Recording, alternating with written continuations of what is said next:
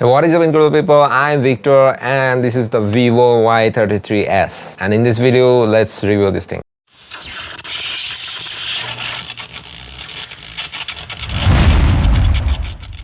Before I start our video, let's give a quick shout out to our today's sponsor, Mars2. Mars2 is a group of smartphone shops located at the 3rd floor of Satarkhan complex in Kumilla. No matter which smartphone you need, they have all of the brands covered. You can buy your desired smartphone from them at a fair price. Details about them are in the description below. So, Vivo is a company known for beautiful smartphones like this one here. This looks really very beautiful. So, Vivo Y33s takes place around it's a budget segment smartphone, and this was launched in August 2021. But this thing arrived in Bangladesh about a month ago, I guess. So this is a new phone for Bangladeshi market, but not a new phone for other parts of the world, I guess. So first, let's talk about the design and build quality.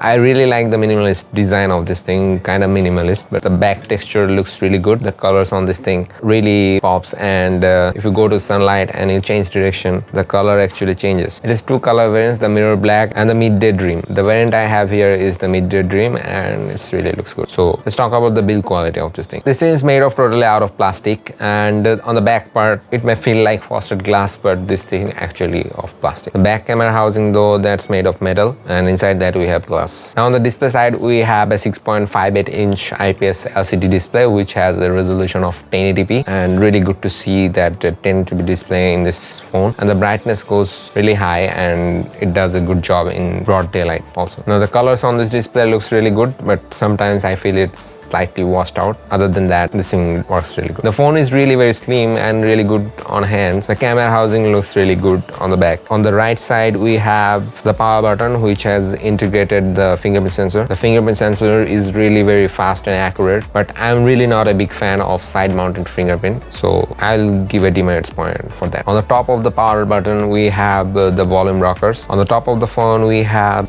the SIM card tray. On the left, we have nothing. On the bottom, we have the 3.5mm jack, a microphone, a USB-C connector, and the bottom firing speaker. Now there is no stereo speaker, but the bottom firing speaker does a good job. Under the hood, this thing packs up the MediaTek Helio G80 chipset, which is a 12nm chipset, and I'm really not a big fan of this chipset because this is not that efficient and the performance delivery from this chipset is not that great. The storage variant I have here is the 128 gigs and 8GB of dedicated RAM, and you can extend it up to 12GB from the internal storage. Now I have a complaints about the network bands on this device. It doesn't contain enough network bands, so you're going to face network issue if you're using mobile data on this thing, so bear in mind that. Now let's jump into the cameras. On the back, it has a 50 megapixel main shooter. Below that, we have a 2 megapixel depth and a 2 megapixel macro camera. Now they are just useless because the macro cannot focus that close to a subject, and when a person has experienced the Oppo F21 Pro's macro cameras, these macro cameras are just nuts. On the front, it has 16 megapixel selfie camera which takes good selfies. I'm not gonna talk about that very much. Let's quickly jump into the image samples and video samples out of this phone, and you guys just judge.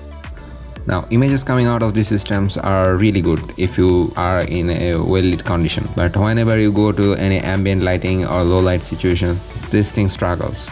It introduces a lot of grain and the sharpness reduces. Colors are punchy. I really like the natural color tone, but it can't handle the shadow properly.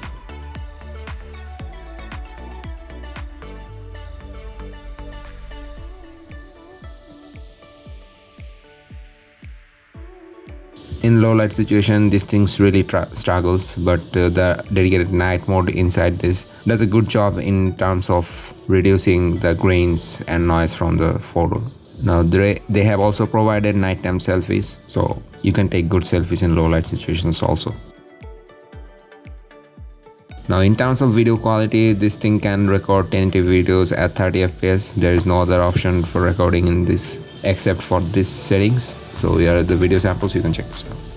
There is no OIS in this phone, but it uses EIS, which does a decent job, but I won't say that that's very impressive as an image stabilization system, so that's a catch.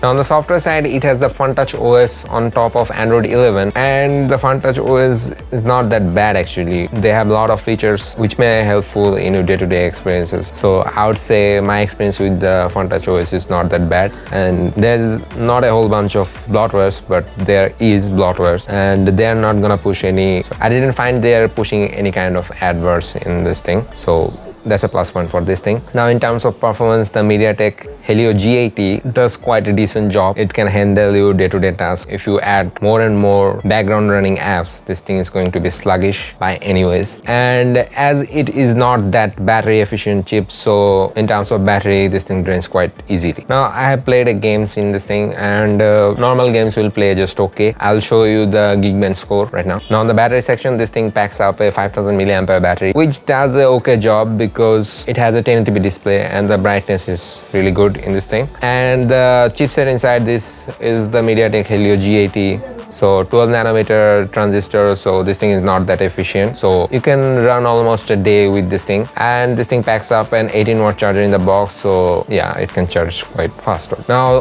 one thing it has is that reverse charging. So if you connect other device with these things, then it can charge that device also, like your AirPods or something. So you can use it as a power bank. That's a good feature added this thing. Now what's my final verdict about this thing? This phone is really a very beautiful piece from Vivo, although the front is not that beautiful. The back part is really good, and the offering from Vivo in this price segment is not that appealing. So I have shown you the image samples. I have told you about the performance, the network, and everything else. Decision is up to you. So this was the video. Hope you guys enjoyed this video. See you soon with some new interesting videos. Till then, stay good, keep good, and keep doing good things. And yes, of course, keep watching and grow Victor.